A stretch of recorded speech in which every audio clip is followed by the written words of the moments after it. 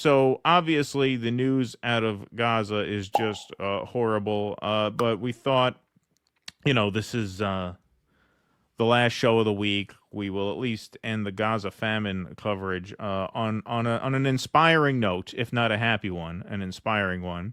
Egyptians launch symbolic initiative to deliver food to Gaza by bottles in the sea as starvation soars. So Egyptians, horrified by scenes of starvation coming out of Gaza, have launched a symbolic initiative named From Sea to Sea, a bottle of hope for Gaza. The initiative has seen Egyptians fill 1 and 2 liter bottles with grains, rice, lentils, and other dry food supplies before placing them in the Mediterranean Sea in the hope that they will reach Gaza. So this is apparently the video that started this off. This went viral. Middle East Eye reports last week. A video posted on social media shows an Egyptian man throwing plastic bottles filled with grain and flour into the sea, hoping they will reach Gaza. The man urged others to do the same, saying this bottle might save you on Judgment Day. So let's take a look at this video. احمل عنا هذا إلى غزة. سامحونا يا إخواننا.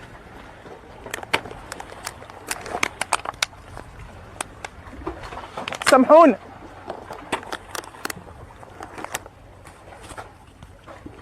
ما فيش في مقدرتنا حاجة نعملها لكم. الإزازة دي ممكن تبقى سبب نجاتك يوم القيامة.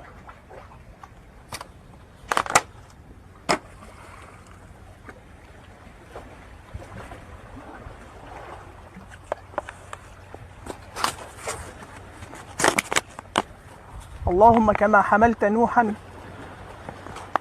في البحر في موج كالطود العظيم احمل عنا هذا إلى غزة. Participants in the initiative said that it came as a desperate measure to overcome Israel's crippling siege, which has seen trucks of emergency aid being stopped at border crossings while hundreds of thousands starve.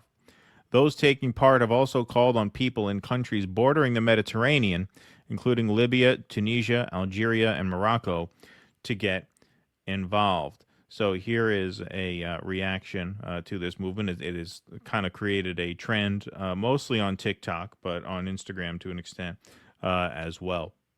This morning, and just a little bit of hope in humanity has been restored.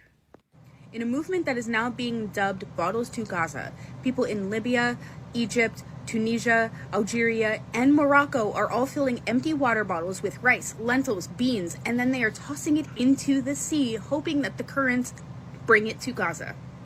Even children are helping, putting notes inside for encouragement. فكرة إن إحنا نوصل أكل لفلسطين من أطفال سيناء لأطفال غزة عن طريق البحر. Throw it into the water and let us wish for the sailed wind to take it to Gaza. So if you needed something a little positive to help you get through the day, this is it. According to local Arabic media, the idea was inspired by the message in a bottle method and has since garnered widespread praise, particularly on social media platforms. The idea was reportedly proposed by an Egyptian academic and engineer based in Japan who suggested that delivering food across the sea was the most practical method given the ongoing blockade on Gaza. In a Facebook post, he explained that a tightly sealed 25-liter plastic jerry can can hold approximately 6 to 8 kilograms of food, leaving an air gap of around 8 liters to ensure buoyancy. So here are some posters that are put out with some instructions on what to do. Break the siege, 1 million bottles for Gaza to the free people of the world. Create a floating bottle half filled with rice, flour, grains, or seeds, and throw it into the nearest water. This is, of course, if you're bordering the Mediterranean. Otherwise, you might hurt some fish, and that would make Leonardo DiCaprio very upset. Yeah. He added that the containers should be released at least 4 kilometers from the coast at a 60-degree angle to the northeast to bypass opposing currents. Surface currents in the eastern Mediterranean flow from west to east at a speed of up to 0.8 kilometers per hour, meaning the containers could reach the shores of Gaza within 72 to 96 hours if sent from areas such as Damietta or east of Port Said, the Post read. Many online users saw the post and expressed hope before going on to share videos of people who took on his suggestion. Some dubbed it a sincere expression in the face of the impotence of governments. Others said that symbolic initiatives should be turned into effective popular pressure by supporting trusted relief organizations and demanding urgent international action to break the blockade and open crossings to allow in vital aid. And as Habiba notes, the bottles with food thrown into the sea from Egypt made it through to Gaza already. So some actually did land on shore. I'm told these simulations based on NASA and NOAA data show ocean currents will move the bottles towards Gaza. Check them out. So you had actually people sharing data regarding the currents and the angles at which to drop these bottles into the ocean in terms of ideal locations to maximize the probability that they will actually land in Gaza. And as we could see here, some of them have. Okay, a bottle filled with grains has finally reached Gaza. Their slogan, from the river to the sea, Palestine will be free. More of the bottles of rice and grain from Egypt are making it to the shores of Gaza. This is a kind gesture by the Egyptians. So we'll show you this video here. Bottles of food from North African countries begin to wash up in Gaza. So let's take a look at this video of one of them making it to shore.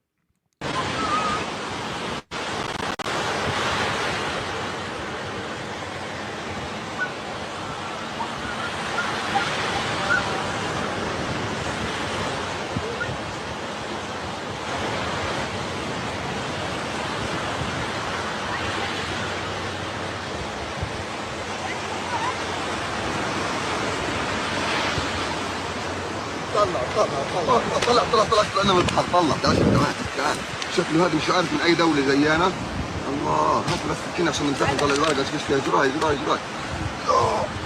What is that, rice? Some kind of grain. It's hard to tell what this is. They have, lentil, rice.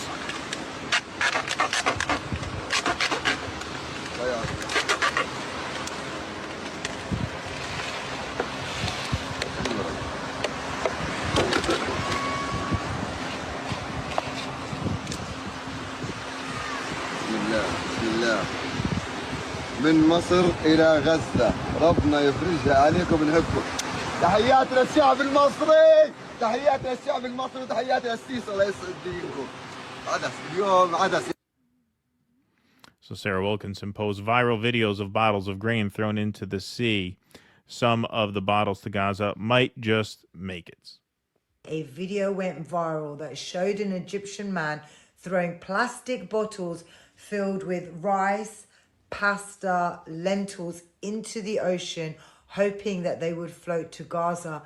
I read the translated version and I sobbed like a baby. The way he asked for forgiveness, the way he begged Noah, the prophet Noah, peace be upon him, to take these bottles to the people of Gaza. Like that video hit me some way different. Like, look at the Egyptian government and how they have closed the Rafah border, how they are not letting food or aid in or injured people out. And the simple, normal, everyday people are filling up plastic bottles on the hope that it would somehow get through and feed someone just for one day. But you know what? I'm crying because I'm really touched as well. Because I've seen images today, because that video went viral, and I have seen image after image of Egyptians going to the seaside, to the beach, near the water, throwing in the same bottles, leaving little messages of solidarity, of hope. And I am just praying to God that some of these bottles do wash up on the shores of the beach in Gaza.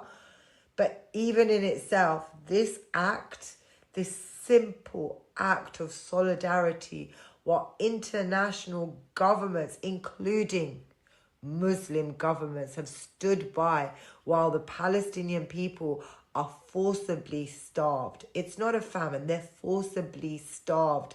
The borders can be open, people can be fed. Thousands upon tens of thousands of children are at risk of dying of starvation. There are so many hungry people. They are so desperate. They are going to aid centers where they are being slaughtered like lambs. enough is enough. If the desperate actions of a few heartfelt people doesn't move you, I don't know what will. They are starving to death. It is stage 5. They are eating themselves from the inside. And this, alhamdulillah, for all the good people in the world. So this story is one example among many that we've seen in recent weeks, but especially in recent days, where I think perhaps the tipping point that we've reached is one where, okay, you have, centers of power, centers of political power, centers of economic power, centers of knowledge power, if you will, media power, right? Dissemination of information, the power that comes with the sort of centralized ability to do that certain people have a grip on and most don't.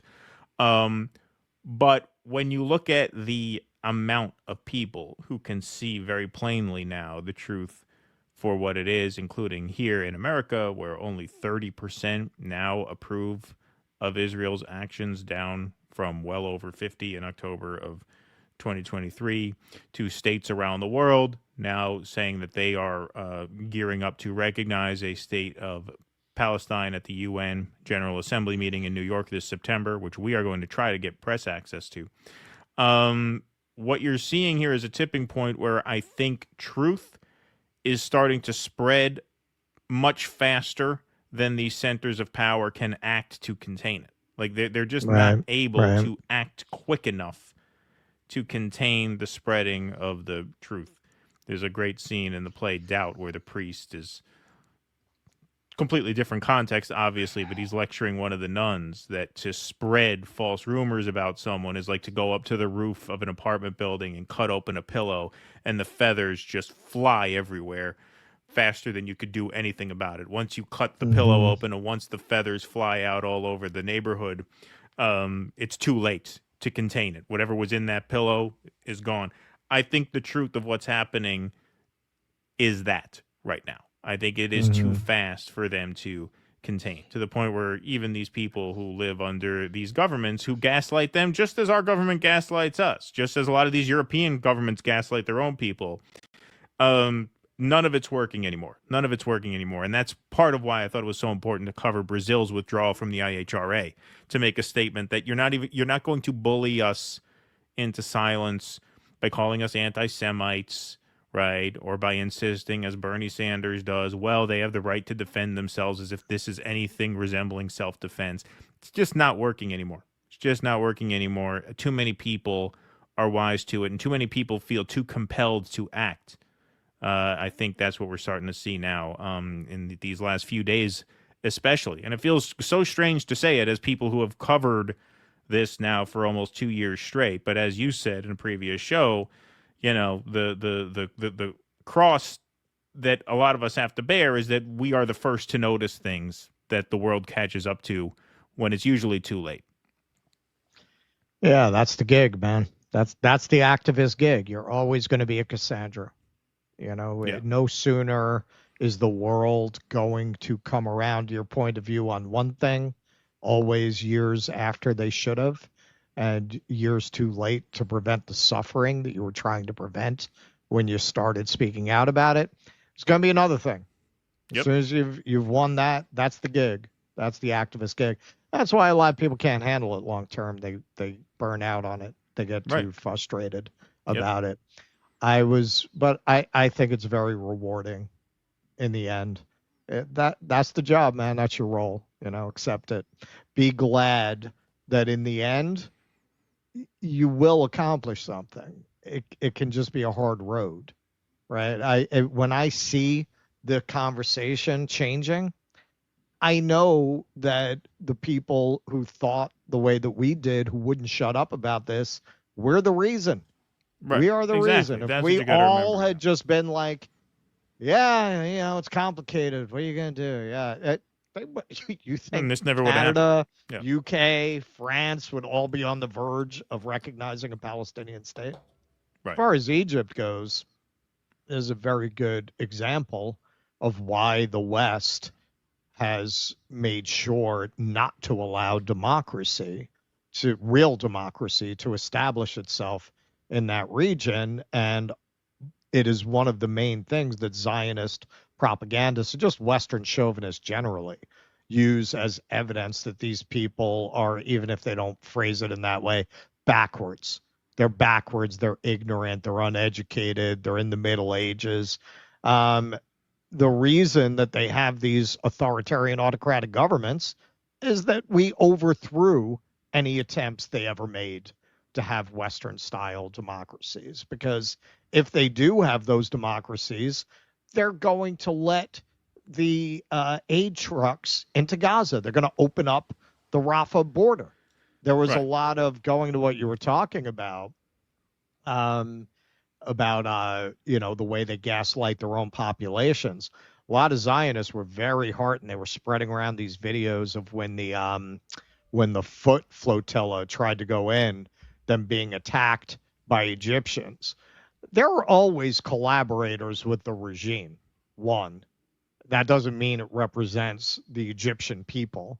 Right. And the regime has a vested interest in showing those videos to pretend that they represent the majority of Egyptians. Sure. And you don't know what they told them about this group. These people, they're Zionists. They could have told them anything. You don't know what they told them that made them attack the group in that way.